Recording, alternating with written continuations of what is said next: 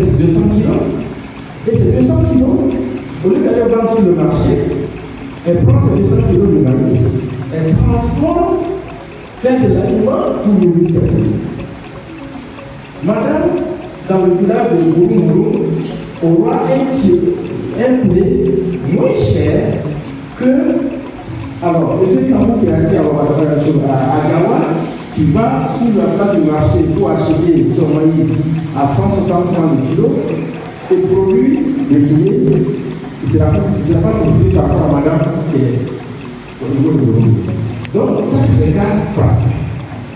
Et maintenant, nous nous lancer dans cette activité, travailler à maîtriser également en amont la question de l'approvisionnement du maïs, qui est la première matière première.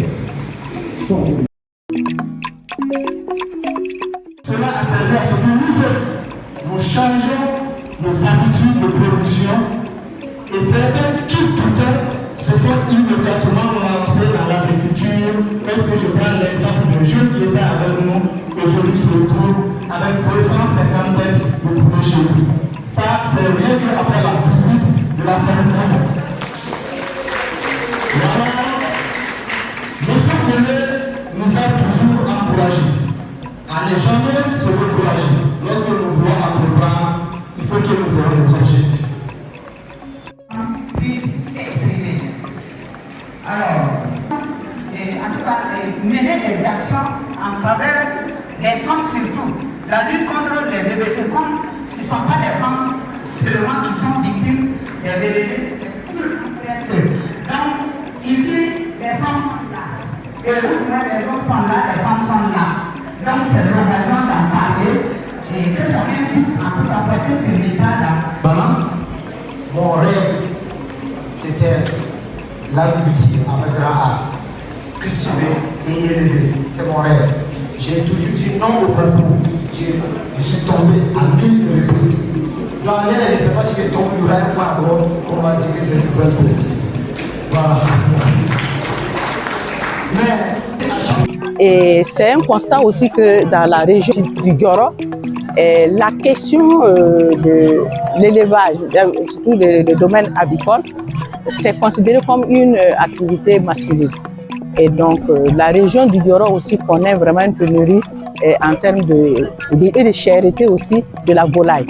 Alors c'est ce qui nous a amené à accompagner les femmes dans un premier temps à commencer à petite échelle et à faire un voyage d'études pour aller voir ailleurs comment à grande échelle on peut réussir dans cette activité, ce qui les a boostés.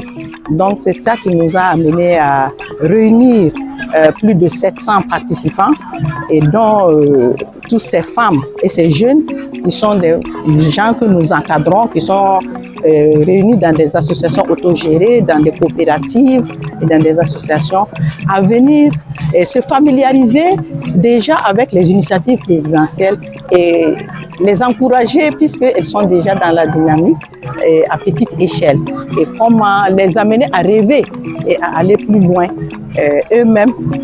Et aujourd'hui, nous sommes arrivés à des conclusions assez importantes où il y a 300 femmes d'ores et déjà qui vont bénéficier des kits de poussins qu'on va leur donner pour commencer le travail et les autres viendront aussi après parce que c'est tout un programme autour de ces 300 femmes.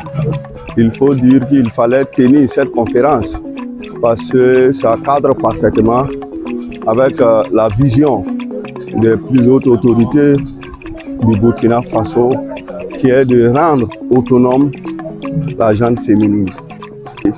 Et des recommandations ont été faites et les femmes également se sont engagées à utiliser le matériel qui seront mis à leur disposition.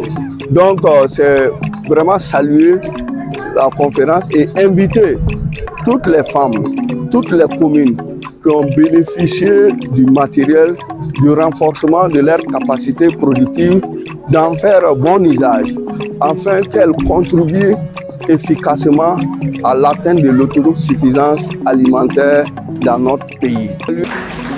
Message des femmes de la région du Dioro à son Excellence, Monsieur le Président du Faso, le capitaine Ibrahim Traoré, à l'occasion de la conférence régionale sur les activités agro-silvopastorales organisées par l'Association pour la promotion féminine du Gao. Les femmes du Gao ont été sensibles au succès déjà engrangé pour la sécurisation de notre territoire ainsi que le développement socio-économique de notre pays.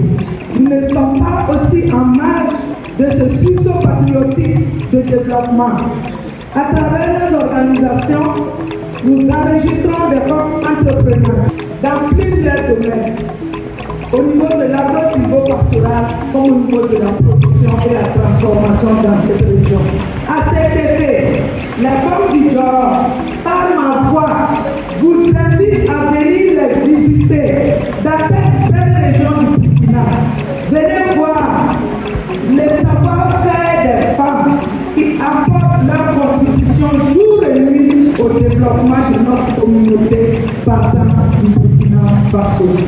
La patrie ou la mort, nous vaincrons.